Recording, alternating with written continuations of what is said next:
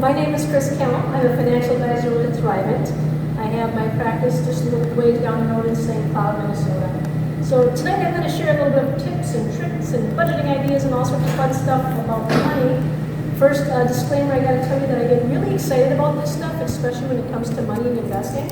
And I start to talk really fast. So I'll do everything I can to slow it down. I would love to keep this interactive with you ladies too. So this is a safe space. Feel free to raise your hand, answer questions, blurt out something if you don't understand it or you want to learn more. I'm going to try to keep it to the time. The presentation I normally do takes about an hour and a half. So you might see me jump through some slides and skipping a few things. You'll also see some handouts on your table that I'll refer to a little bit later on in the presentation. I have my cards in there and I have some mints because we all know after eating that delicious meal with chicken and some ranch dressing, you might need them. So help yourself to those. But I'm just going to start out by giving you a little bit of background about my personal story, my why I do this. Before I start on that, but let me just ask, has anybody ever heard of Thrivent before? Okay, wonderful. Usually I don't have any hands up. I'll start with the Thrivent story real quick just for a couple of minutes and why I chose Thrivent. So Thrivent is a Christian-based company that is a non-for-profit. We're one of the very few financial institutions that are that way. We actually started back in 1902 as Lutheran Brotherhoods. You might remember that name. But what happened is as we went along, there was another company called the Association for Lutherans. They did the same thing in two different areas. They kind of catered to the same type of people, the Lutherans in the area. They realized it's better to play nice in the sandbox, and they joined forces. And the Association for Lutherans became Lutheran Brotherhood. Well, let's fast forward. They changed their name back in the 90s to Thrivent for Lutherans, and then they realized in 2013 that Christians kind of all have the same common bond and the same outlook on life, so we dropped the Lutherans, and now we're just simply Thrivent. Because we're not for profit, our common bond is us. As Christians, is all you need to join Thrivent.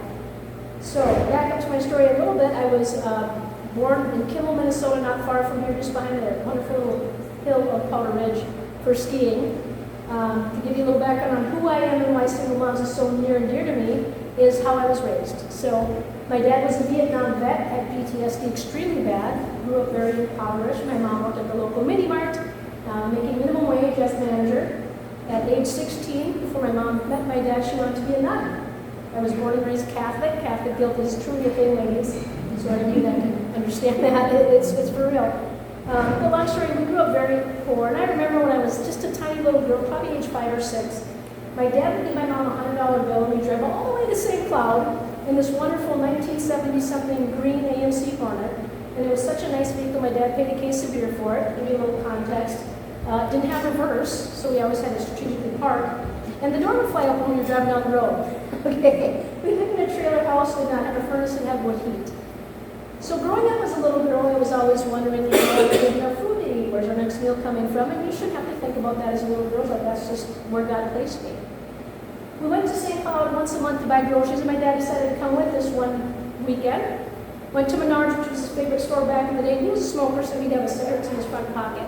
Went to grab the $100 bill to give it to my mom to go buy groceries, and it was gone. My mom sat on the curb and she started crying. And all I could think of at that moment as a little girl is, where's our food going to come from? You know, just simple life back then. And my mom said out loud in tears, I just hope whoever found it needed it more than we did. Well, my adult self looks back and thinks, well, there's probably nobody else that needed it more than we did. But that's who my mom was. Well, let's fast forward a little bit. My dad, when I turned 9, my mom and dad did get divorced. Thank God for that. He was a great man. He passed away at a very young age. I'll follow up with that in a second. But I know I would not be who I am today if my mom didn't step out in faith and courage and lead my dad. My dad was not a wonderful husband, God rest his soul. He's turned into an amazing man before God did call him home, fortunately. But I just realized, and I just say that, from coming from a divorced family and having a single mom raising me and my older sister, it's hard, ladies, it's hard. Every day is hard. You work so hard to supply for your family, to provide for your little ones, and to keep a smile on your face. I have the utmost respect for you. So thank you for everything that you do every day for your family and keeping it together, because the strength you guys have, I don't think I can do it. So I'm very blessed to be here tonight to share my experience and to share some of the knowledge and gifts God has given me with you to hopefully make a better impact and a positive influence on you tonight. So again, let's stay interactive, let's open up. And questions, I'm definitely here for you. So fast forward. I decided that I'm going to put myself through college. I'm going to climb the corporate ladder. I'm going to become a millionaire because back in the day when I was in high school, I put money as my God. And it's really hard for me to admit that now, but I did. So I did that. I put myself through college. I started investing when I was 18 years old. I have a passion for investing, and you can hear my voice speeding up because I get really excited about this stuff. And I started working at a credit union, which is now St. Cloud Financial Credit Union. We have another colleague here that works there, a great credit union. But I worked there for 23 years. And in that time, my dad was, when he turned 53, because he was in Vietnam, Agent Orange got a hold of him pretty strongly. So I was 27 years old in my second year of marriage with a 7-month-old baby boy. My dad passed away after 7 weeks of finding out he had cancer. Because of that life event, my life took a complete 180. And I realized that money is no longer my God. I put God where he belonged in first place with me. And I still love money, and I love the gifts he's given me. Worked at a credit union there for 23 years and then went to a for-profit bank. So I got to see both sides of the banking industry, got to learn a lot, but it came to COVID, and I started to second guess my career. I got to be in my 40s and thought, what do you want me to do, Lord? What are the gifts you've given me that you want me to share with others? And I think all of us are pretty humble people. I mean, kind of a fun little tidbit I like to share is, as women, if there's a position that we would love to have and apply for, if there's 10 qualifications, if we look at it and say, oh my gosh, I only have 8.5 to 9, we won't apply. With men, if they say 2 out of the 10, they say I can learn the other 8 and they do it. So that's kind of who we are as people. We don't put enough credit in the gifts God has given us, and that's where I was at in my life. So I stepped back and said, God, okay, what gifts have you given me that I can use? And I knew I was here to help people. I know we're all here to help others in some context, just like Amanda does for all you ladies. And I started to step back and think about, okay, what do I love to do every day? If I have a day off, what do I love to do? What are my passions? And I actually attend River of Life Church. I started attending there in 2018, another beautiful church just like the Waters. And I realized that my faith is one of my biggest passions. So it kind of started a fire in me as where do I go next in my career? Well, if I was to rewind when I was back in high school and wanted to climb the corporate ladder and wanted to make $1 million, I wanted to work on the New York Stock Exchange. Well, I met my high school sweetheart when I was 17, and needless to say that didn't happen for me either, just like my mom becoming a nun. So fast forward, I still had that passion. When COVID hit, I had 3 couples walk up to me and ask me to help them start investing at different moments in time. And that's truly where the fire lit. So fast forward, long story short, I started my own business in the 40s during a pandemic, which makes sense to absolutely nobody but him. So here I am today, very blessed to be in my 5th year of my practice. I've grown, I have 2 business partners, I'm opening a 3rd branch, all the things are wonderful, but it's all because of him. So if there's anything you take away from tonight, when things get terrible, when things get hard, when you don't know where that next meal is coming from, turn to your Father. He will be the one there for you. He has a plan for your life, and his plan for your life is good. So if that's anything you take away, just know that this too shall pass. Any questions on anything I've talked so fast about so far? Can everybody hear me okay? I guess I should have started with that. Okay, wonderful. So we're going to talk about a few things. Again, this is the address to the friends and that, and career contact information. If you want to slip through a few slides there for me, we'll get into the nitty-gritty of this. Go ahead and go one more, please. So one thing when we talk, I kind of mentioned that ladies kind of have a disadvantage. So we're going to talk about the white elephant in the room when it comes to the difference between most men and women, since I have such wonderful ladies here tonight. You've probably seen articles and heard the facts that we have a little bit going against us. Typically, women do earn less than men. We live longer than men. We obviously tend to worry more, at least most of us. We care a lot, and sometimes that makes it harder, sometimes we care a little too much. Because we earn less, because we live longer, because we care a lot, well, honestly, we tend to save less. We need more, especially in your guys' situation right now, being single parents, you need more funds. You have kids that you're growing up, you have a lot of expenses, and you're trying to do it probably on a mostly single income. The other thing is we tend to share more. We tend to be a little bit more generous with our time and with our money. So now that we got that out of the way, everybody's on the same page, we can move on to find some ways to keep a little bit more extra for us, okay?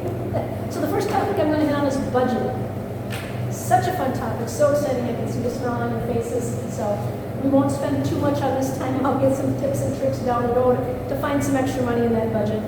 But when you think about budgeting, do you consider it one of your household chores? Yes? Wonderful, and you should, because it's very important. Budgeting is a chore. chore. It's not fun. Most people don't like to do it, but it's really is important. Because if you think about if you're going to plan a vacation, let's say you're going to take the kids on a road trip, it's really hard to find how to get to a place if you don't have any idea where you want to go. Well, it's the same thing with budgeting. If you don't have a goal in mind, a place where you're trying to get to, a budget's not going to make any sense. Why even do it? So really, when it comes down to it, one of the most important factors of budgeting is the goal. So budgeting basics, look at the screen here, really is simple math, you guys. The income you have coming in, and that can be from all sources. It can be from part-time jobs, your career, it can be from child support, it can be from extra things you do on the side to earn some cash. But it all comes down to the income that you make every month.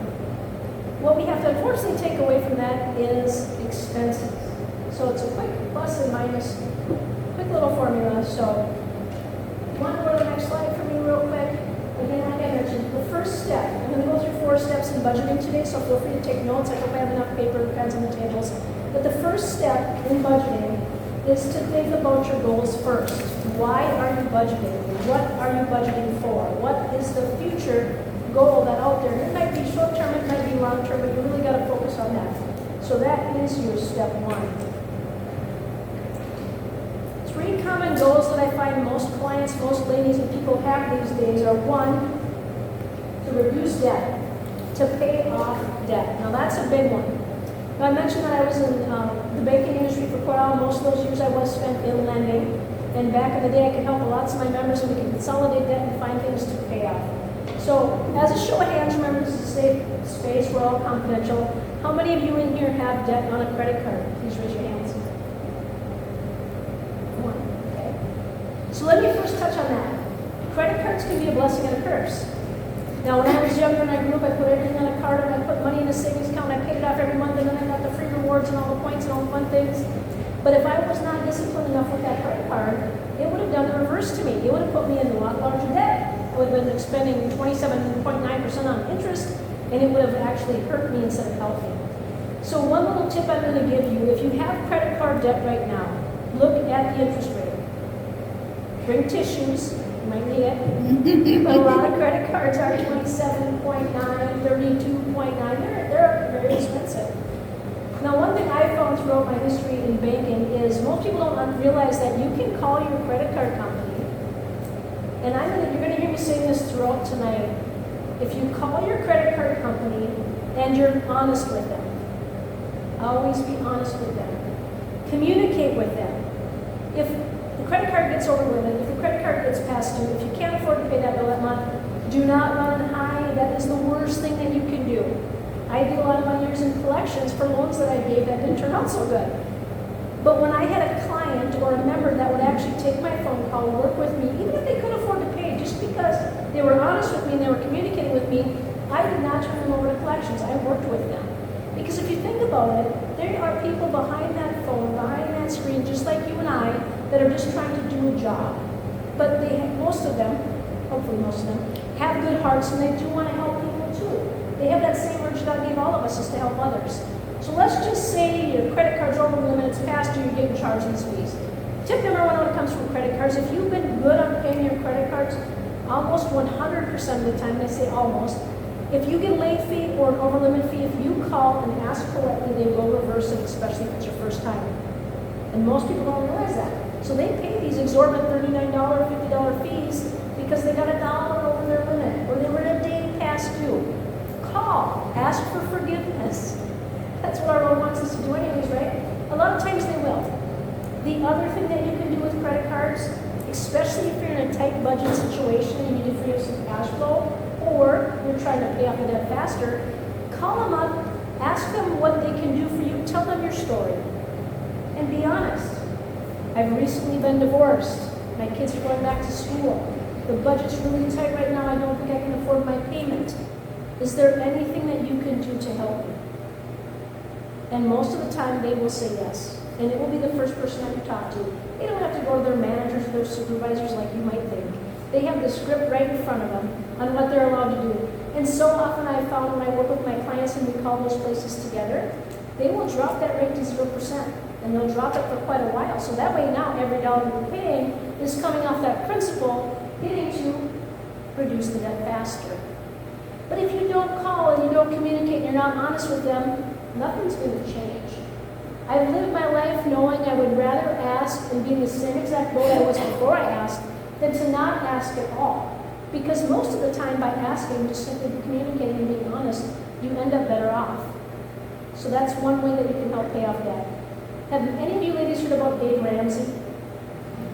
Okay, wonderful. I used to facilitate when I worked at the credit union, the Financial Peace University course. So you're going to hear me once in a while throw in tidbits about Dave. Love Dave. I agree with about 97% of what he says.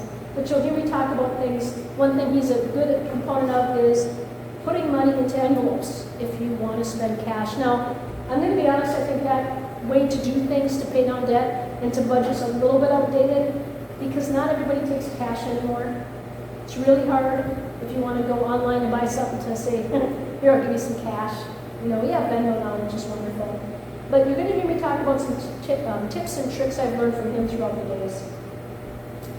So we go to savings. Now, I know it's hard when you're single moms and you're just trying to make every paycheck stretch as far as you possibly can.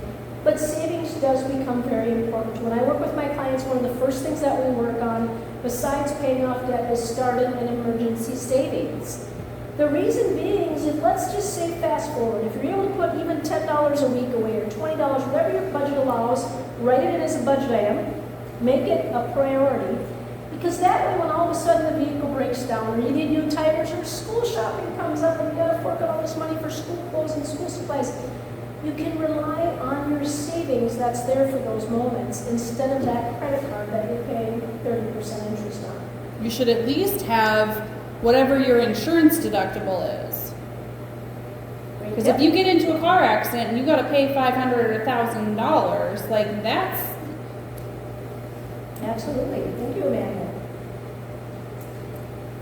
So if things go well with your budget and you do it long enough and you start to really allocate every dollar that you have coming in to get yourself to a zero balance budget, there will come a time where you will actually have fun money. Ah, exciting, right? Mm-hmm. Maybe it's not that much, but maybe it's enough to go take the kids to a park and buy them ice cream afterwards. Maybe it's enough to go for a birthday, maybe take them skating or do something that you wouldn't normally be able to do. But again, you have to set those as priorities, set them as a goal, a future goal, but set them so you're planning for them. Because if you don't plan, you're going to pretty much plan to fail. And that comes with your financial attitude. All right, next slide, please. All right, step number 2. This is the part that most people don't like, but it's very important. You have to look at your numbers. Ladies, you have to see what's coming in. You have to see what's going out. The easiest way I have found to do that, most of us do most of our banking online. Can I get a raise of hands who banks online? Awesome, everybody has an app these days, right? The easiest way to do it is look through your last bank statements or even your transaction history for at least a full month, if not 60 days. That will be able to show you what's coming out and what's going in, for the most part. But take note of the recurring payments. Take note of those recurring subscriptions. Take note of those recurring bills. When I work with clients on budgeting, the one thing I say is you're going to need to want to find predictable income, even in retirement, because I do a lot with retirement, but predictable income for predictable expenses. And what that simply means is those predictable monthly bills that do not end. Your utility bills, your cell phone bills, maybe it's Netflix that you subscribe to, but it's a really good idea to know how much at a minimum you need coming in each month to cover those predictable expenses. We'll talk about ways to get those down here in just a little bit. When we talk about income for budgeting, the one thing I want to focus on is we talk about net income. Does anybody know what net income means?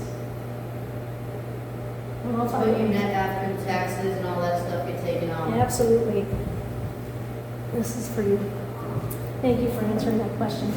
Exactly. So net income is what you get deposited in your bank account. It's after all of your deductions, all of your taxes, all of the ugly things that the government gets to keep out of your paycheck. So when you budget, use your net income because that's all the money you're going to get in your account when it comes to pay time. Okay? So when we look at that, again, I mentioned bank statement. Credit card statements, if you use one, are a great resource to look and see what your monthly bills are that are going to keep on coming out. The one thing I do like a lot about statements, any ones of them, we're in a subscription-based world these days, right? gotta love the Netflix and the Amazon and the Spotify and the Apple, this, that, and the other thing. I know I'm guilty of it too. A lot of times we try to sign up for free trials for 7 days, free trials for 30 days, and all of a sudden, boom, it's starting to get charged to your bank account, your credit card, or you're getting a bill in the mail. Really take a hard, deep look at that. I have found, I know this is the craziest thing, but I use Verizon for my cell phone service. I have been subscribing to Netflix for a very long time. I thought my Netflix bill was pretty cheap. When I went and switched to a new plan on Verizon, they said, hey, for $8 a month, I can now give you Netflix, and I can't remember what a Cinemax I think it was. I'm like, I'm paying double that. Yes, please. So you can find ways, if you love certain subscriptions, and you want certain subscriptions, it doesn't mean you have to pay what they want you to pay. There's ways to save money on that too. If it's not through your cell phone provider, another discount source, call them. Ask them what they can do for you. Maybe you have to watch commercials for a little while, not the end of the world, but it's going to be much cheaper. But the ones you find that you're not using, cancel. Even if it's temporarily. Canceling those subscriptions if you have other sources or free resources to get some of the same things. I have Roku TVs all over my house, so I have free TV. I know how expensive Dish Network and DirecTV and Netflix and all the subscriptions can be. When you go through a Dave Ramsey course, one thing he teaches you is it's short-term pain for long-term gain. And it's so true. If you can sacrifice a little now, and maybe it's for months, maybe it's for 6 months, maybe it's as much as a year and a half, you'll be amazed by then, if you keep an eye on your budget, how much money you can get in that emergency savings, how much debt you can get paid down. Again, short-term pain, long-term gain when it comes to budgeting is so good. Go to the next slide for me, please. We're on to step 3, do the math. Simply put, do the math. Now, one thing I work with a lot of my clients is, you'll see on the tables this personal cash flow worksheet. I love paper, this is old school. There's lots of wonderful apps out there. The Every Dollar app is a very popular one with my clients. They say it's very simple. Dave Ramsey loves the Every Dollar app. He definitely promotes that. But when you look at the cash flow app or even the Every Dollar app, there's lots of spaces here that go over everything that could be a reoccurring bill for you. And it has you put down your income and where it ends up at the end, so you know if there's anything left over.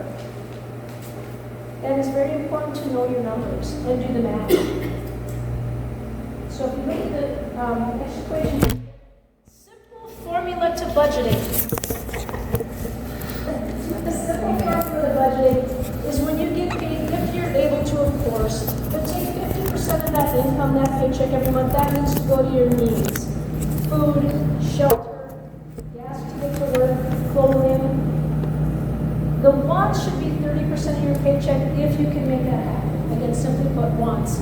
I want a newer car, so maybe it goes to a car payment. Maybe I just want a new pair of shoes next month, so it goes to that. 20%, if you're able, should go to savings. Now, with my clients, I shoot for 10 if 20% is too far out there. And even if it's not 10%, start something.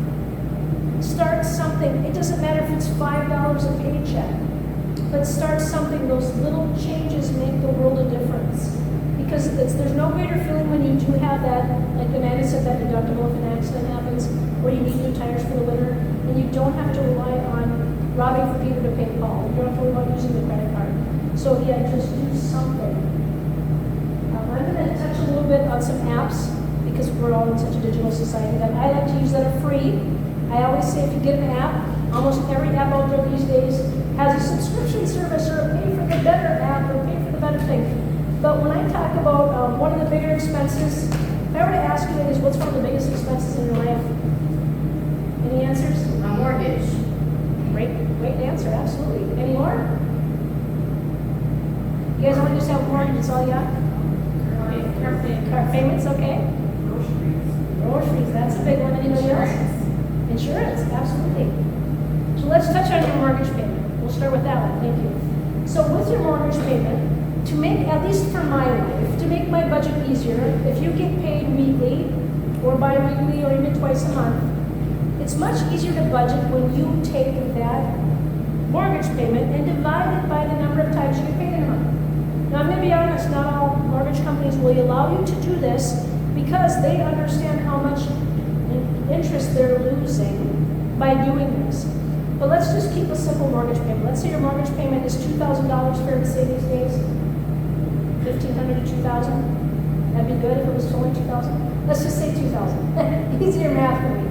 So if you get paid bi-weekly and you decide to pay $1,000 every time you get paid, you have now paid 26 bi-weekly payments in a year, and you paid one full extra payment, which will definitely shave months off your mortgage and save you a lot of interest.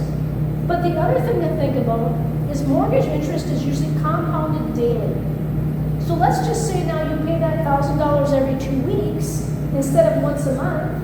You've now brought your principal balance down 2 weeks earlier than you normally would have, and now you're not paying interest on the principal that came off that first $1,000 payment that week. That makes a huge difference too. So that's an easier way to budget. Call your mortgage company, see if they'll allow you to do that. Plus that way you know every time I get paid I come up with $1,000 instead of having to come up with $2,000 for the month, whatever your mortgage payment is due. Car payments. Those are never fun, right?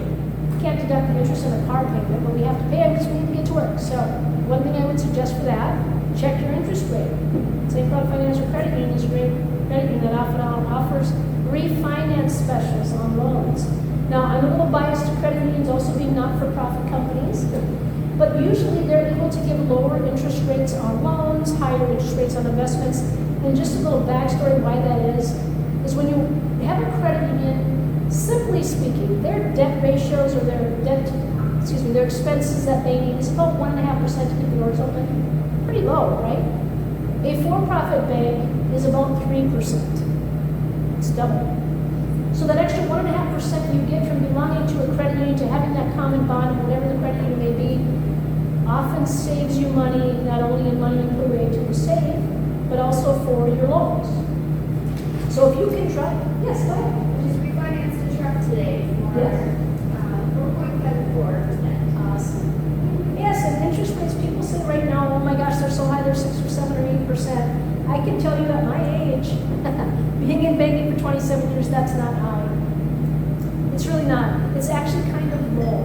We just were brought up in a very low interest rate environment. So we've had 2%, 3% loans. That's not normal. That's not common. So to get it down even by 1%, the only cost that usually is involved to refinance your auto loan is transferring the lien holder on your title. It's minimal.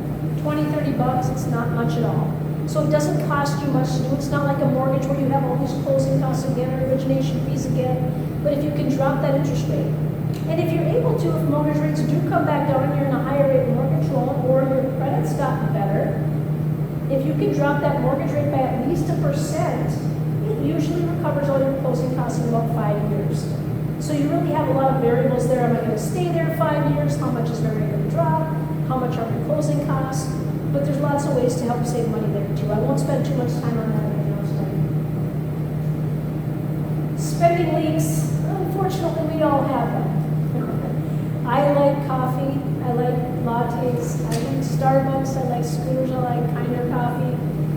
Those things are very expensive. Obviously they're not good for me, you can tell that. But there's just different things that you might do habitually that are costing you money. You might not even realize how much. But when you get your numbers down, know your numbers, do the math, you'll start to see it. And it makes it much easier to do that, to plug them leaks. I tell my clients, when we do our budgeting, I even ask them, what do they spend on Christmas gifts? What do they spend on birthday gifts? I'm not saying don't buy those things. You absolutely want to give them to the people that you love and care about. But that's a pretty big expense if you were to add it all up. It does cost a lot of money. I have found when I was younger, I don't remember any of the gifts I received. Isn't that terrible? I do remember the time when adults took me someplace to do something with me, even if it didn't cost anything. I remember if they would play catch with me. I remember if they took me to the movies. I remember if they just took time for me. And that's all most kids want these days. They're not going to remember the new PlayStation, whatever the PS, this thing and that thing is, down the road. They might want it and think that it's all they want in their life now, but the memories that you can create by making memories and doing experiences, a lot of times that costs hardly anything, are going to be what your kids remember most. So you don't need to have the big lavish birthday parties per se, or that biggest, newest gift, or that technology thing. Of course they want it. When to give you my little background, I just turned 50. I have 2 adult sons. My youngest is 20 years old, my oldest is 23. And growing up the way that I did, I like to say I wasn't tight, I'm very cost effective with my money. So as the boys were growing up, because of the way I was raised, and I knew we couldn't afford anything, I grew up with this powerish mindset, and I didn't want my boys to grow up that way. Because if we were at the store and they wanted a 50-cent item back then, it was 50 cents, now it's $3.50. But if they wanted that, I would never tell them, I'm sorry, we can't afford that. Because I didn't want them to grow up feeling like we were poor. I didn't want them to grow up feeling like, okay, my parents can afford it, I can't afford it, and just get stuck in that mindset. So the one I always used with the boys, even if we were just stopping at the gas station, is if they wanted something and they asked for it, my response would be, we choose not to spend our money on that. Try it with your kids once. It's really hard to come back with a why question or a rebuttal to that, even as a kid. And if they do, you can say, well, because we choose to keep a roof over your head and have food in your belly and warm clothes on your back and allow you to go to school and things like that. So if you just change your own mindset too, again, remember, temporary pain for long-term gain goes a long way when it comes to saving and to budgeting. You want to go ahead and go to the next one for me? Step forward to the final step, review and update. I have found that people that stick to their budget, the easiest, the best, do it month to month to month. And it gets easier. Like the Every Dollar app, for example, or if you're like me, old school paper, you have a budget for each month. And eventually you're going to start to get really good about knowing what the car insurance bill, and how much I spend in gas per month, and how much my car insurance is if you do it on a monthly basis. So some tidbits and tricks to save money there. Again, I know I keep going back to the app, but that's kind of the life we live in the digital society. I still use the Ibotta app. Anybody have the Ibotta app? Nice. The Ibotta app is a way to save money on groceries, is what I use it for, if you're shopping anyway. I had mentioned earlier, when you go grocery shopping, do not go hungry. What I do, still to this day, is I shop at Walmart. It's my guilty pleasure, I guess. I go on my Walmart app, I put everything in my cart, and then I go to my Ibotta app, and I check outs from my Ibotta app. And it gives me cash back. And I've gotten hundreds of dollars from Ibotta for buying the groceries I was going to buy anyways by getting this cash back from Ibotta. So there's lots of ways you can do this.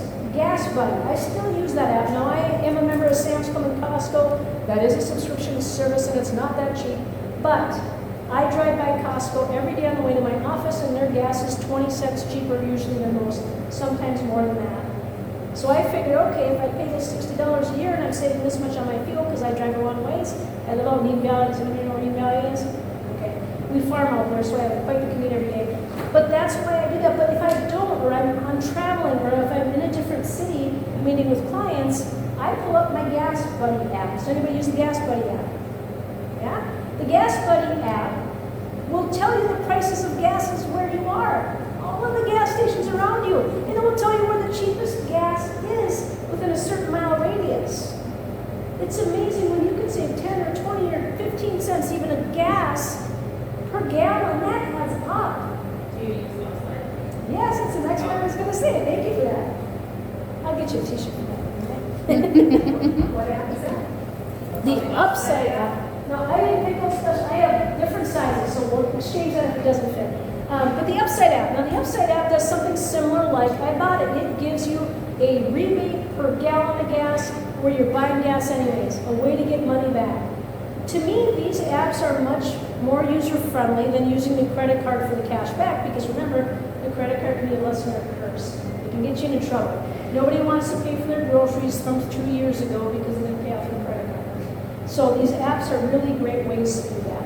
With the Upside app, if you refer people, if y'all sign up tonight, if y'all refer each other, you can still make money off each other.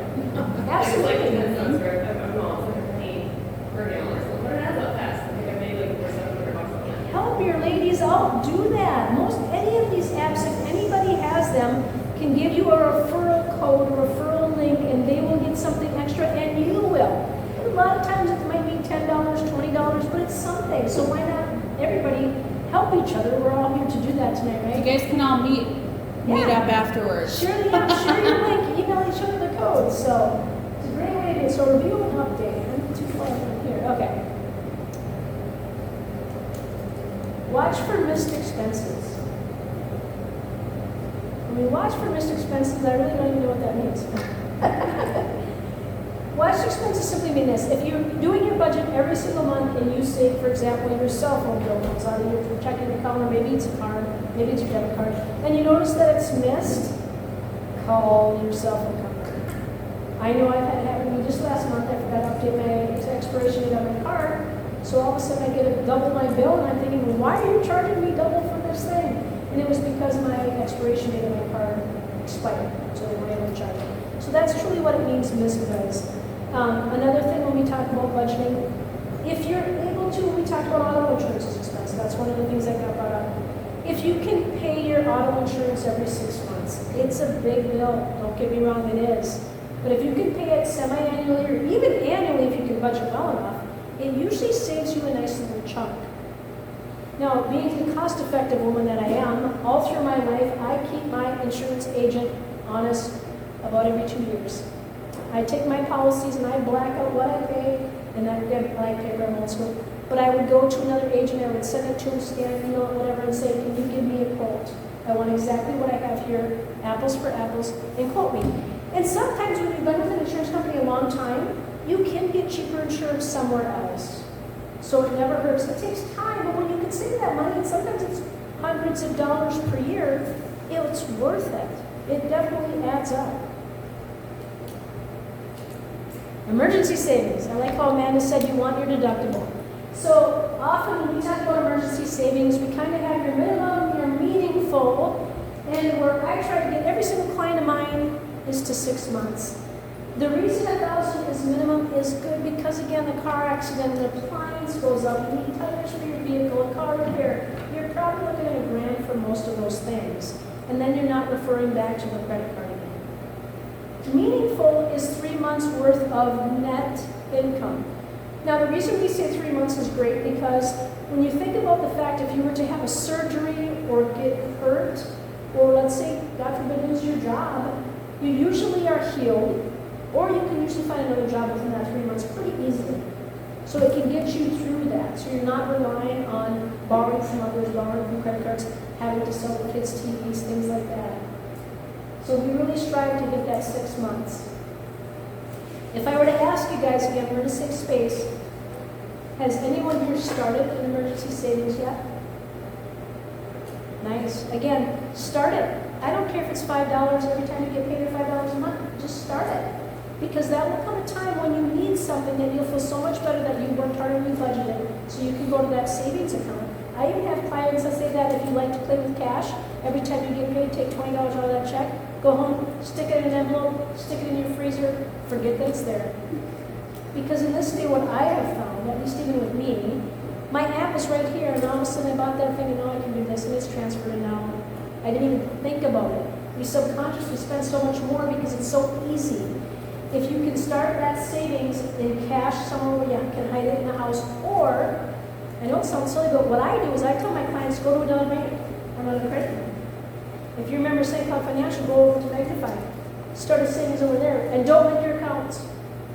That's too easy, don't link your accounts. And every time you get paid, maybe have a bill pay or an automatic transfer, and just make it a habit. Because that way you won't be so apt to take the money out for something that you really just want and don't need. You know life happens. Perfect life for that. Life happens, things happen. But when you can get that emergency savings built up, it really does give you that peace of mind. It helps you sleep better at night. It helps you not have so much stress and anxiety when those things do happen. Even if you don't have the full amount, if you have something. So before we go to the next slide, I'm just going to share a few other things. When I was going through college, and I kind of, again, unfortunately had money as my God, I tried every which way but loose to make it out. I really did. It's easier in this day and age with the internet. It truly is. If you guys have a passion, things that you like to do, maybe it's crafting, maybe it's painting, maybe it's crocheting. I love that scarf, by the way. Find ways that if you have time and you're at home and you have a few hours, maybe the kids are sleeping or at school now, there are ways to make extra money. One thing that was near and dear to my heart was donating plasma. Kind of a creepy thing, but you got like needles. But anyways, they pay you really good for that. And you're helping save lives. You're helping burn victims with that plasma. It's such a great thing to do, and all it takes is your time. You might pass out, I did, but if we can get past past that, eat before you go, maybe have some orange juice, you'll be fine. But there's lots of side gigs you can do to make extra money. But what I have found, at least in my 50 years of being here on this wonderful temporary place that I call home, is find what your passions are, ladies. Think about when you have, I know you don't, but when you would, if let's say in a future world when you have a free minute, spare minute or an hour, think about what you like to do during that time. There's probably a pretty good chance what you like to do, there's a way to make money doing it. And have extra ways to make money. Dave Ramsey's famous phrase that I like to share all the time that you might remember, maybe never heard, but there's 2 ways to make money. It's people at work, that's what you do your jobs every day, and there's money at work. Now, I help on the investing side when things go really well down the road, but really money at work can mean budgeting. It can mean savings. It can mean putting your money to work better for you right now to find returns later on down the road. Any questions on the budgeting, the 4 steps? I just need to know any platform for this. I'm sure it doesn't make your sense. But if you guys don't do it, right now it's $120 a week you can get cash. That's a lot. And you can get a referral bonus. That's not why I'm doing this, you know. Everybody's here for all the referral bonuses. But just in case somebody wants a referral, If that works for you, then you get $50 and I get $50 here. Oh, Yeah, that's actually, I good. think it's $100 here now. What was that referral for? That is huge.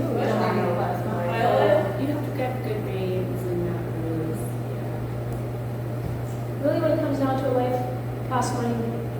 You can't get around it. You can't avoid it. I say from my growing up, money is not the root of all evil, but the love of money is. And that's what the Bible tells us. So again, I'm glad I realized what my God was now. But go on to the next slide. Before I start on Money Canvas, I want to say that Amanda, obviously, she is the expert, the professional when it comes to resources. That's what she does, and she does it so extremely well. When it comes to anything in life, ladies, reach out to Amanda. She's got the resources you need. She's great at what she does. She's been where you are right now. She's been through what you're going through. Lean on her, lean on each other, lean on the village that you've built.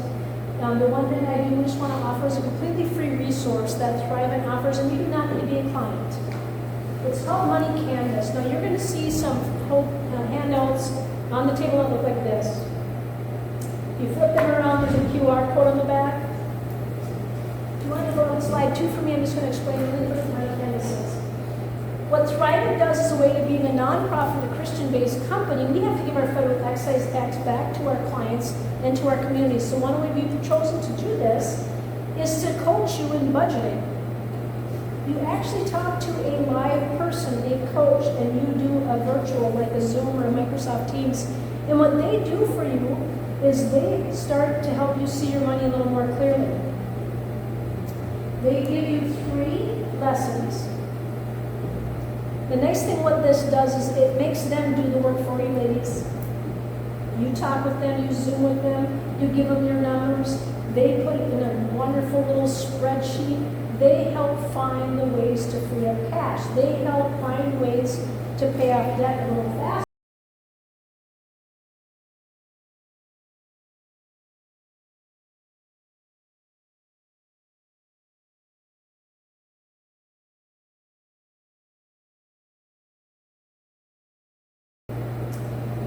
The nice thing is when you're preparing for things like, let's say next year's school year when it's coming up, obviously there's new clothes and there's school supplies and all the expensive things you got to get for the kiddos. But these coaches are there to help you plan for those things that are going to be coming up in the future and free up some money so it's not such a burden when that time comes. And I go one more slide before it gives you your personal financial picture. It gives you spreadsheets, it gives you digital things, it's your budget. It's ways that is so personal to you by meeting with these coaches and helping you through these things. So you get the same person, you get the same coach. So it's really nice so you're not calling a 1-800 number and getting somebody else on the phone. At the end of each session, then we'll give you practical steps to take away right away that will help you free up some more money for your priority.